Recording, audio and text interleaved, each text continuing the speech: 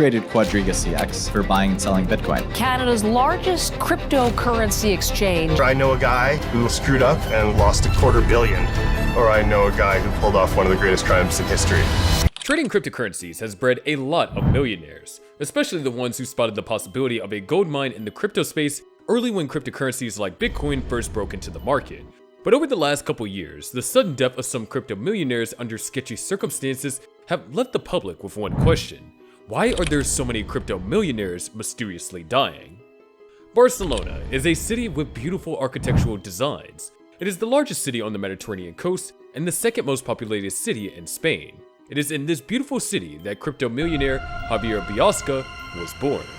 Bosa lived there until 2001 when he met his wife Paloma Gallardo, a woman who would later be seen to be an investigator and Bosa's biggest fan. They moved on to Torrijos, a small town where Bosa tried to set up a successful hardware store and failed, and then to Fuensalida, where Bosa learned about Bitcoin and made some investments. He also became a freelance website designer and began putting together the necessary tools to build a computer program that would run multiple operations simultaneously, buying and selling coins. In 2019, Javier Bosa founded the Algorithm Group in London under the pretense of turning up returns on his clients' investments. But what he was actually involved in was a Ponzi scheme. He tricked a lot of people into investing with him by promising profit as high as 20%. And at the start of his business, his client testified that he helped their digital portfolio grow, but as the crypto market experienced negative shifts, that story kinda changed. At the end of 2020, Bitcoin had dropped drastically to about $5,700, and Bosa was heavily in debt. If Bosa had stopped here, maybe he would be singing a different song. But he kept on with his luxurious lifestyle, completely avoiding the people whose money he had illegally collected. This man lived big, and between 2019 and 2021, he was described as the biggest cryptocurrency scammer in Spain, defrauding about 300 Spanish investors, amongst whom a dangerous mafia was identified. Trouble started for Javier Bosa when in March of 2021, a good number of his clients, represented by attorney Emilia Ceballos, filed a complaint in court, and this resulted in a search and arrest warrant being issued by Judge Santiago Pedras. Shortly after, he was arrested by the police during a routine traffic stop in Nerja town, and he spent 8 months in jail until March of 2022, when a bill of $1.04 million was posted on his behalf by an anonymous guarantor. When Bosa didn't pay back the debt he owed upon his release, the anonymous guarantor withdrew his bill, and this resulted in the National Court of Spain ordering him to return to prison. He was accused of an alleged fraud of $848 million, and that's a whole lot of money, but for someone who flaunts privately owned jets, luxurious cars, and properties, it shouldn't be right. The mafia was also in on his case, and Bosa's life, once flowing with milk, was now filled with misery.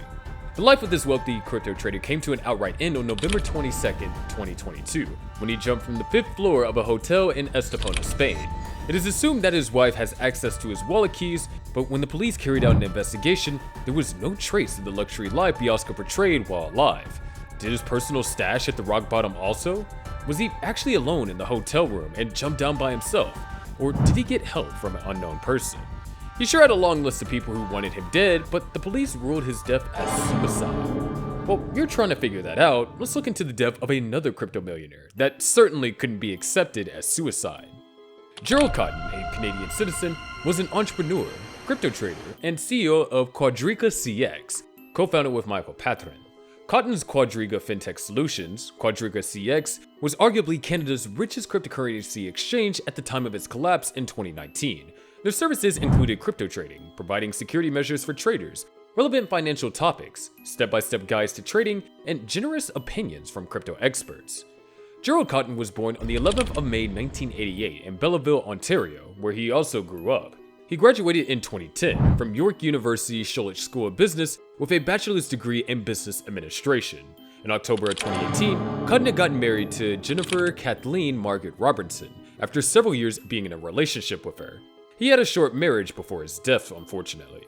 As a teenager, Cotten was involved in Ponzi schemes using the online handle Scepter on an online forum, Talk Gold, the dark web chat room, which was a defunct website where people discussed shady get-rich-quick gambits, Ponzi schemes, and how to formulate scams.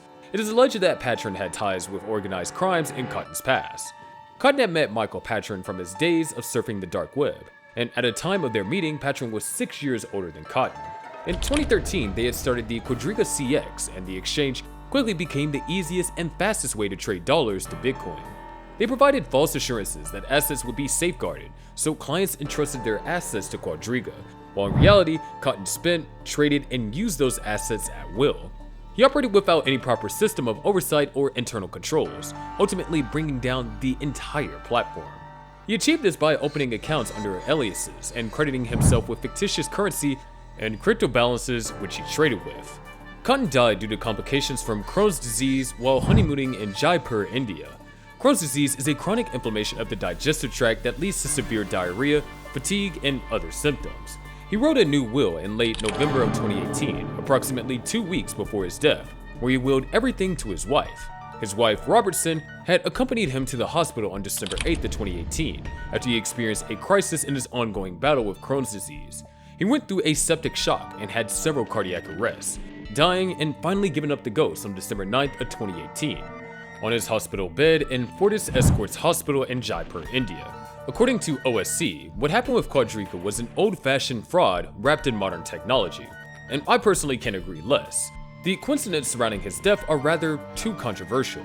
His track record of involvement in Ponzi schemes, allegedly becoming associates with Michael Patron from time of his past crime and Talk Gold, his adjusted will 2 weeks before his death, the delay of Robertson to disclose his death while claiming that his lawyers knew best, his incorrectly spelled name on his death certificate, and the insistence on his casket remaining closed are too convenient to not be part of a grand plan.